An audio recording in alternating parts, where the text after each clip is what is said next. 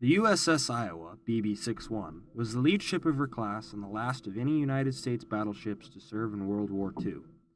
She was known to have carried many world leaders across the great waters of the world, including President Franklin D. Roosevelt, who had his own bathtub installed on the ship. Over 20,637 men served on the ship over its time of active duty. Cal Wise was a fire control technician on the Iowa during the Korean War. I served about a year aboard the Iowa during commissioning and service in Asia and back to the States, about a year. I joined the Navy immediately after I graduated from high school, and I was 17 years old. The Iowa's main firepower came from their first battery, which consisted of 9 16-inch 50-caliber Mark 7 guns, which could fire 2,700-pound shells about 23 miles. The second battery held 20 5-inch 38-caliber guns and twin mounts that could take down targets almost 14 miles away. To protect Allied aircraft carriers from potential airstrikes, the Iowa was equipped with a multitude of Oerlikon 20mm and Bofors 40mm anti-aircraft guns in quad 40 mounts. My duties on shipboard were primarily maintenance of the fire control system for the anti-aircraft battery. And during battle conditions, I was a rangefinder operator and the gun director. In the Second World War, the USS Iowa was directed to counter threats all over the world. The ship supported airstrikes against the Japanese throughout the war.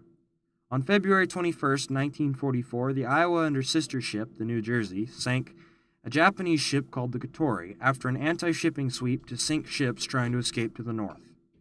On the 27th of August in 1945, she assisted in strikes on the Japanese home islands by bombing Morioran and Hokkaido. Well, we started in San Francisco. She was being recommissioned and we refitted in San Francisco, shakedown to Pearl Harbor and back to San Francisco to fit out any repairs and whatnot, minor repairs that had to be made. Then we shipped directly to Yokosuka, Japan, and basically operated from Yokosuka, Japan.